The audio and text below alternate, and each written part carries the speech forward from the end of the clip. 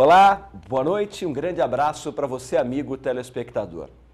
O programa Biografia de hoje vai entrevistar o Dr. João Gandini, que tem como nome completo João Aguinaldo Donizete Gandini. É juiz aposentado e tem uma linda história de vida para poder nos contar no Biografia. Doutor, grande abraço, muito obrigado, que além de ser juiz aposentado, pré-candidato ao governo do Ribeirão Preto pelo Partido dos Trabalhadores, também é companheiro de televisão, porque ele tem um programa também no canal RP9.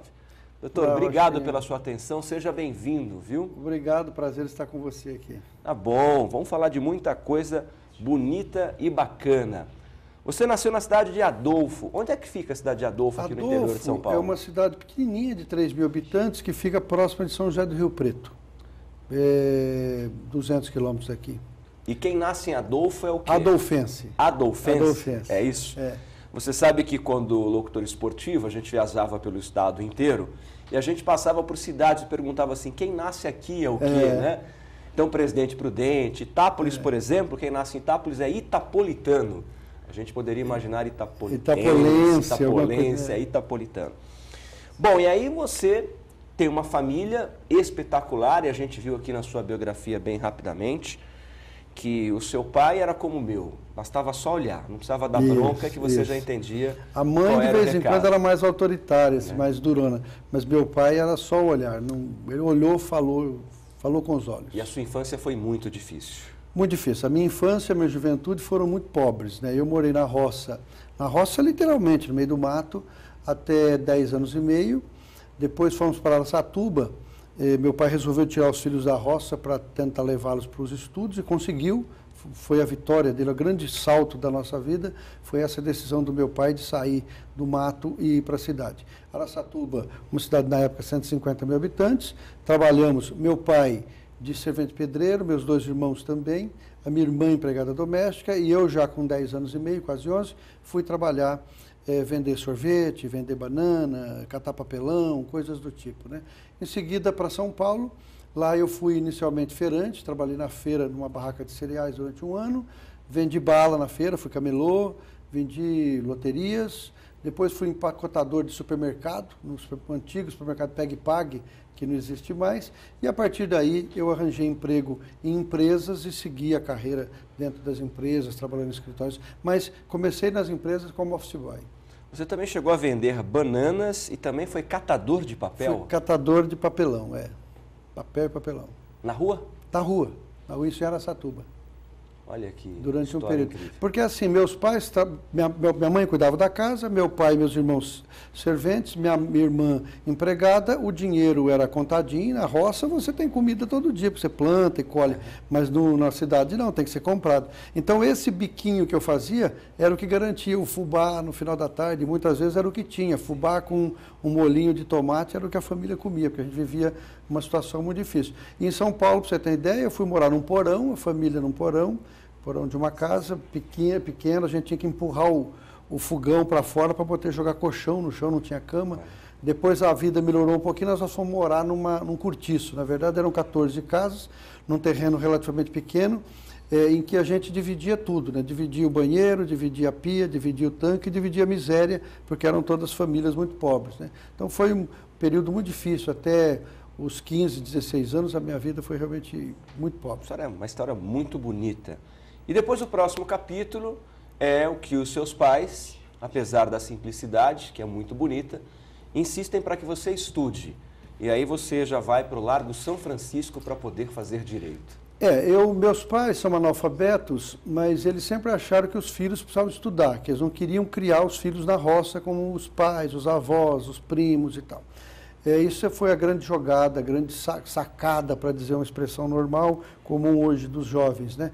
E aí, em São Paulo, mesmo trabalhando o tempo todo, estudando, eu trabalhava na feira um período, então acordava 4 da manhã para chegar às 6 na feira, para voltar 2 horas para descansar um pouco, para ir para a escola à noite, mas sempre estudando. Até que chegou o momento que eu fui prestar o vestibular.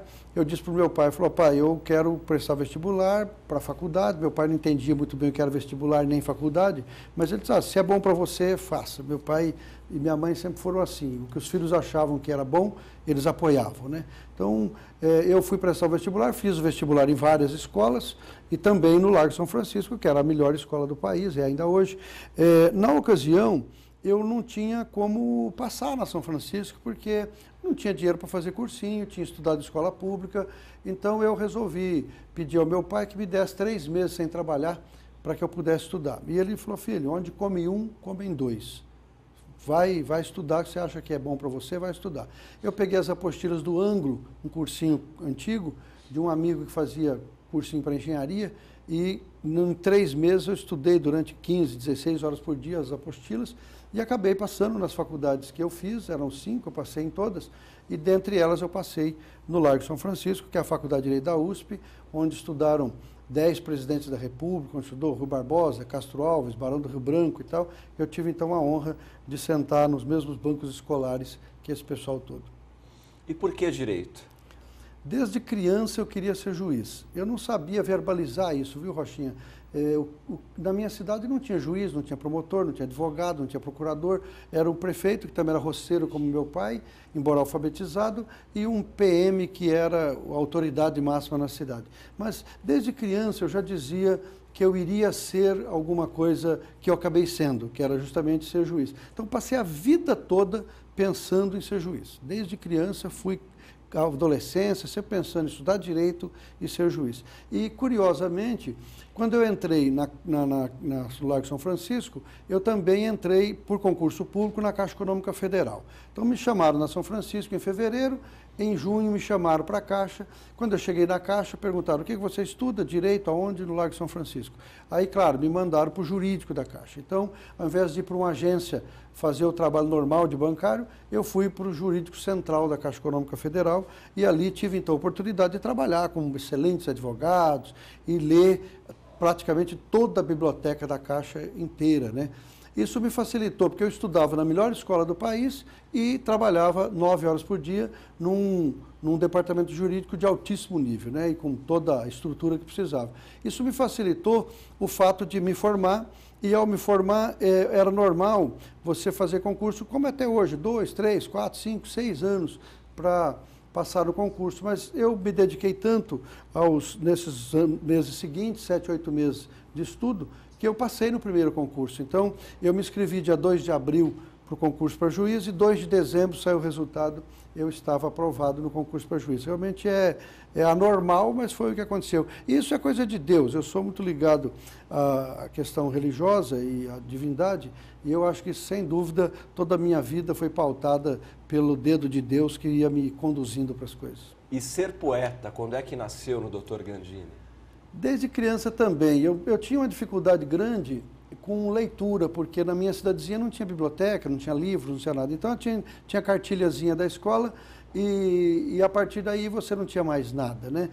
Mas eu lia pedaços de jornal, coisas que eu encontrava, revistas velhas e tal, sempre li muito. E sempre tentei escrever, fui aprendendo, na verdade, a ler e escrever mais ou menos juntos.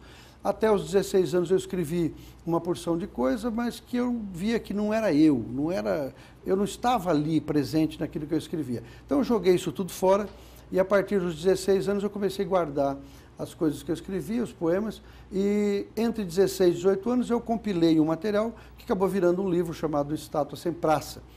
Depois, no período seguinte, até os 21, 22, foi quando eu me casei, já na São Francisco, eu escrevi um outro volume de poesias que foram para um outro livro chamado Fluxo, Refluxo, e assim vai, né? Acabei publicando outros livros coletivos, concursos que eu prestei, concursos que eu ganhei, grupos de poetas se reunindo, e agora tem um outro que está pronto aí também, que eu espero conseguir publicar até o final do ano, mas não está dando tempo de fazer aquele trabalho burocrático. Os poemas estão prontos, a parte que eu vou fazer de prosa dessa vez, que eu nunca publiquei prosa, a não ser livros jurídicos sobre saúde, que eu tenho vários livros também sobre isso, mas eu agora vou escrever algumas coisas que eu escrevi, ou publicar que eu escrevi sobre prosa. Então, estou aí ansioso para que esse livro saia logo. Muito bom. Vamos passar para o futuro? Falamos da sua linda vida na sua história, da sua família, da sua luta, da sua vontade de vencer. Dr. Gandini é pré-candidato ao governo municipal em Ribeirão Preto. A convenção do PT é dia 30 de junho? 30 de junho. Tá, ok. Onde então ficará oficializada então, Isso. a sua participação como candidato. Por que o Partido dos Trabalhadores, Dr. Gandini? Por várias razões, mas a razão mais importante é o fato de que essa minha história é uma história de superação, é uma história que tem muito a ver com a história do PT, né? Eu comecei a trabalhar com 7 anos, eu vou fazer o mês que vem 56 e tenho, portanto, 48 anos de trabalho. Só em registro em carteira, Rochinha, até uma pessoa com 55 anos como eu hoje, eu tenho 42 anos de registro em carteira. Não é brincadeira. Então, eu sou efetivamente um trabalhador que trabalhou nas mais diversas profissões, profissões das mais subalternas até a profissão considerada mais nobre, que é a de juiz de direito, mas sou, antes de tudo, um trabalhador. Sou uma pessoa extremamente preocupada com o social, e sempre fui assim, né? Desde criança, sempre lutei muito contra as injustiças. Escrever e ler sobre essas questões todas. Venho participando da questão da habitação, da questão da saúde, presidi até recentemente o Comitê Executivo Estadual de Saúde do Conselho Nacional de Justiça, nomeado pelo Presidente Supremo. Isso tudo por causa dos projetos que eu fiz, por causa dos trabalhos que eu venho realizando enquanto juiz ao longo do tempo. E era natural, então, que eu ingressasse num partido que tivesse essa história de lutas, essa história de tentativa de transformação da sociedade, tentativa de mudança social, né? Eu realmente não estou satisfeito com a política, eu acho que a política está muito ruim, acho que a população diz isso com muita clareza, né? Você olha nos olhos das pessoas e elas dizem: não queremos mais o que está por aí, não queremos mais esse tipo de situação que está por aí. Então, a gente se apresenta como uma renovação, como uma tentativa de transformação da sociedade, né? Há muitas injustiças ainda. Hoje de manhã mesmo eu fiz uma palestra no posto de saúde sobre a mulher mãe, mas falei da discriminação que ainda existe contra as mulheres, embora diminuindo, né? E aí você vê a discriminação contra o negro, contra os homossexuais, contra os idosos, mesmo contra a juventude. Então há uma série de questões que precisam ser revistas e eu tenho percebido que a partir do presidente Lula, essas questões têm sido equacionadas pelo Partido dos Trabalhadores e pelos partidos da base aliada que têm ajudado o presidente Lula e agora a presidenta Dilma a fazer um governo preocupado com essas questões sociais. Nós vamos para o primeiro intervalo comercial do programa Biografia. A gente volta já já para falar um pouco mais com o Dr. Gandini sobre o que a cidade precisa, como é que ele vê esse momento político da cidade, como é que ele vê o comando do governo municipal. É rapidinho, eu volto já já, não saia daí.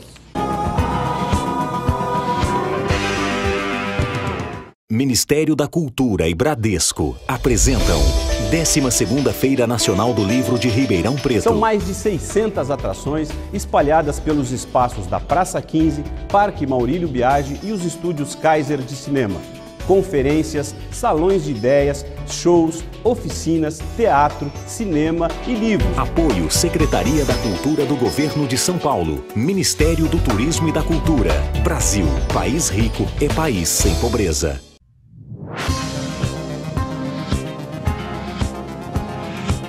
A biografia desta noite está entrevistando o Dr. Gandini. Ele é pré-candidato ao governo municipal pelo Partido dos Trabalhadores. Vamos falar um pouco de política agora? Vamos lá. Se o Dr. Gandini fosse eleito prefeito de Ribeirão Preto hoje, se a eleição fosse hoje, qual seria o seu primeiro ato de gestão como prefeito de Ribeirão Preto, doutor? Rochinha, é preciso fazer um parênteses hoje, né? Evidente que todos nós que estamos à disposição dos nossos partidos para disputar uma eleição, na condição agora de pré-candidatos, a partir das convenções de candidatos, temos as nossas ideias, os nossos projetos, as nossas iniciativas. Mas eu acho importante que se construa um programa de governo de maneira diferente do que tem sido feito. Normalmente os programas de governo, eles são feitos de cima para baixo. Pega alguém, verifica os demais planos de governo de outros candidatos, de outros governos, e aí cria uma série de medidas que, em tese, serão tomadas. Isso me parece que é necessário, mas não é suficiente. É preciso que o programa de governo ele tenha uma participação do povo. O povo tem que homologar, tem que legitimar esses planos, né? Então, nós estamos desenvolvendo essa primeira fase do plano para discutir isso internamente no partido, depois com os partidos da coligação e, por fim, nas plenárias com a sociedade. Então, é daí que vão sair as propostas. É evidente que a gente está mapeando todos os setores da sociedade, a gente está vendo que todo administrador que se preza e todo administrador que tem visão de Estado, ou seja, posição de estadista e não de político profissional, ele tem que ter a educação como prioridade. Então, a educação é a base para qualquer mudança e transformação social. Então, nós temos hoje uma educação que atende basicamente todas as pessoas. Com relação à creche, há um déficit muito grande, mas em relação à escola normal, nós já temos praticamente a universalização. Todavia, a qualidade da nossa escola ainda é muito ruim.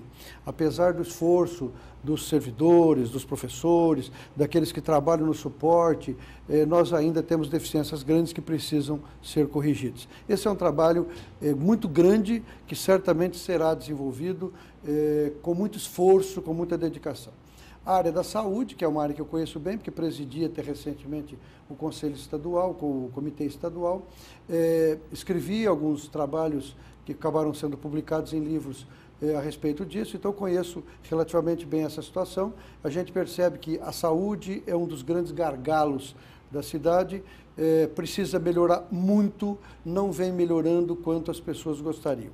O orçamento para a saúde é muito grande, é 1/4 de toda a arrecadação do município, a arrecadação geral, é um valor astronômico e ainda assim você demora 2 meses para marcar uma consulta com o clínico geral. Eu fui hoje de manhã a um posto de saúde e perguntei lá, apenas o pediatra atende com certa rapidez, o ginecologista está para mais de mês e o clínico geral para mais de 2 meses. Imagina você ter um problema de saúde, pedir uma consulta e dizer, olha, daqui 2 meses você volta. E aí, se ele precisar de exames, mais alguns meses para fazer o exame. Se ele precisar de internação, você vê, semana passada, uma senhora ficou, não sei quantas, 70, uma senhora de 77 anos, ficou 49 anos, aliás, 49 horas esperando por uma internação. Isso não tem sentido. Então, a saúde precisa ser toda revista, precisa ser reanalisada e fazer mudanças radicais.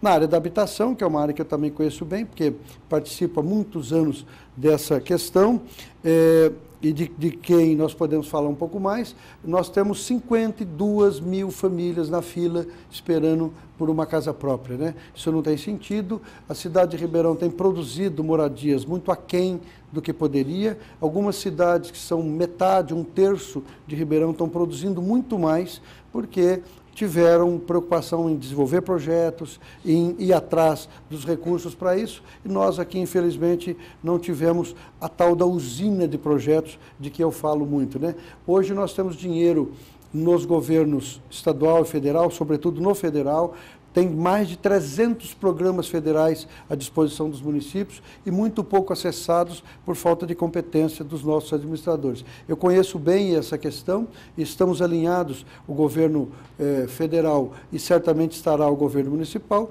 Nós poderemos acessar todos esses programas para habitação, para saúde, para mobilidade urbana, para combate à droga e assim por diante. Então, são programas que nós certamente faremos. E uma outra área que não é uma área própria do prefeito, é uma área do governador, que está muito ruim, que é a área de segurança pública. A segurança pública está um descalabro. Eu fui juiz criminal durante muitos anos e fui juiz durante quase 30 anos e, portanto, conheço muito bem a questão da legislação, a questão de toda a estrutura do judiciário, do Ministério Público, da Defensoria, e eu percebo que há muita coisa a ser feita. Mas eu vejo, por exemplo, de 10 estupros, 7 ocorrem em áreas não iluminadas ou ermas. Essa é uma tarefa do prefeito. É o prefeito que tem que manter as áreas iluminadas e limpas. Portanto, o prefeito pode, sim, fazer com que a segurança melhore. A questão da Guarda Municipal, a questão de ampliar principalmente nas áreas de maior movimento, as câmeras que estão hoje fotografando ali e acompanhando todo o movimento das pessoas e dos bandidos, e com isso a população passa a ficar mais sossegada, mais tranquila. Então veja que nós temos aí uma série de questões que precisam ser muito bem equacionadas, com políticas públicas adequadas e com visão de Estado, com visão de longo prazo que não tem tido. De 0 a 10, qual seria a nota que o senhor daria para a prefeita Darcy Vera em sua gestão? É difícil, eu pessoalmente acho que ela é uma pessoa esforçada, dedicada, trabalhadora, mas infelizmente, por alguma razão, ela não conseguiu cumprir as promessas que fez, e os setores, esses setores nevrálgicos a que eu me refiro, eu acho que pioraram bastante nos últimos tempos, né? A questão da habitação, como eu disse, nós construímos muito menos do que poderíamos, e as construções não tiveram, no momento das mudanças, não tiveram o carinho, a atenção que deveriam ter da prefeitura. Então, eu me recuso a dar nota a alguém, apenas acho que a avaliação que eu faço é uma avaliação que poderia ser muito melhor se a equipe tivesse sido mais azeitada e se a prefeita tivesse um preparo maior para enfrentar essas questões todas. O prefeito necessita muito, né, da Câmara Municipal. E a gente tem visto, nesse exato momento, um embate aí entre a Câmara Municipal, a Prefeitura, enfim. Qual é a avaliação que o senhor faz dessa Câmara Municipal de Ribeirão Preto nesse instante, doutor Gandini? A Câmara, acho que a população tem feito essa avaliação. Quando se fala de aumentar o número de vereadores, 96% da população dizem não. Quando se fala de aumentar o salário em 40%, a população toda se colocou nas ruas e apoiou o panelaço, e os vereadores tiveram que recuar. Nós temos tido uma quantidade muito grande de projetos inconstitucionais, sabidamente inconstitucionais, que são levados à aprovação e aprovados sabendo inconstitucionais e, portanto, vão cair lá na frente, mas apenas talvez por um populismo e tal. Então, a Câmara tem excelentes vereadores, tem excelentes profissionais, tem gente muito preocupada com o bem público, com o interesse público, mas, infelizmente, também tem pessoas com total despreparo para o exercício da função da vereança. E um prefeito, ele não consegue fazer uma boa administração se ele não tiver uma Câmara boa, uma Câmara Municipal que seja de gente competente, preocupada com o interesse público. O senhor acha que essa Câmara que está aí é boa? O senhor considera ela uma boa? Não acho boa. Eu acho que tem muita gente boa, mas infelizmente a Câmara do seu conjunto não é boa. Muito bem. Doutor, a gente ouve as pessoas dizendo, olha, Ribeirão Preto precisa ser um polo industrial. Ainda não é o polo industrial que a população sonha. Todavia, quando a gente olha para São Paulo, que também, além de ser uma cidade prestadora de serviço, também era um polo industrial, muitas indústrias. E essas indústrias estão saindo de São Paulo, para a região do Grande ABC, para a Grande São Paulo, algumas para o interior de São Paulo, outras para outros estados, com benefícios fiscais, como o Nordeste brasileiro, por exemplo. Ribeirão Preto, dentro disso, deixa de ser, ou deixa de sonhar, de ser uma cidade, um polo industrial, e caminha mesmo para não sê-lo mais e ser uma cidade cada vez mais de prestação de serviço, como São Paulo, por exemplo, nesse instante o é? Eu acho assim, Ribeirão tem uma vocação, cada cidade tem a sua vocação. Uma cidade tem uma vocação turística, outra cidade tem uma vocação industrial, como Sertãozinho, visivelmente uma vocação industrial. Ribeirão não tem essa vocação industrial. Ela tem uma vocação de serviços. E nisso ela é muito boa. A nossa região vem toda para Ribeirão porque os nossos serviços são os melhores na saúde, na odontologia, no comércio, nos shoppings, na contabilidade, na advocacia, na engenharia, na arquitetura. Nós somos excelentes nisso, né? No agronegócio, nós somos a capital do agronegócio. Então, isso tudo já nos leva a um patamar elevado em relação ao resto das cidades. Todavia, eu acho que a cidade podia sim e deve atrair indústrias, porém indústrias de alta tecnologia.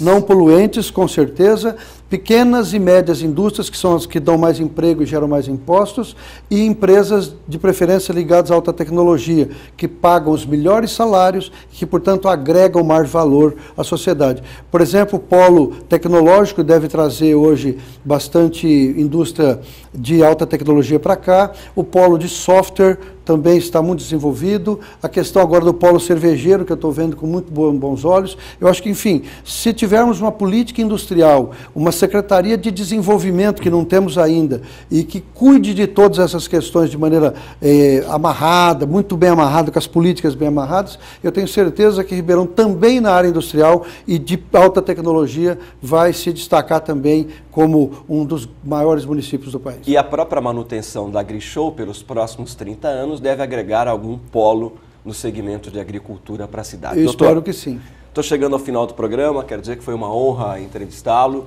foi muito bom tê-lo conosco, uma bonita história de vida, fala muito bem, juiz, apresentador de programa de televisão. Fique sempre à vontade, o Canal 20 sempre estará à sua disposição. Trago aqui um abraço do nosso superintendente, que é o Sica, né, que tem um carinho muito especial pelo doutor. Boa sorte, muito sucesso e parabéns pela sua história de vida. Obrigado, Rochinha. Obrigado pela entrevista, está muito bem conduzida. E ao meu querido amigo Sica, um abraço especial. Bom, muito obrigado, muita sorte, muito sucesso, tá bom? O programa Biografia entrevistou hoje o Dr. Gandini, juiz aposentado e pré-candidato ao governo municipal pelo Partido dos Trabalhadores. Espero que você tenha gostado. O programa Biografia é exibido todas as segundas-feiras às 22 horas, às sextas e sábados às 23h30. A você, uma ótima semana e até a próxima oportunidade.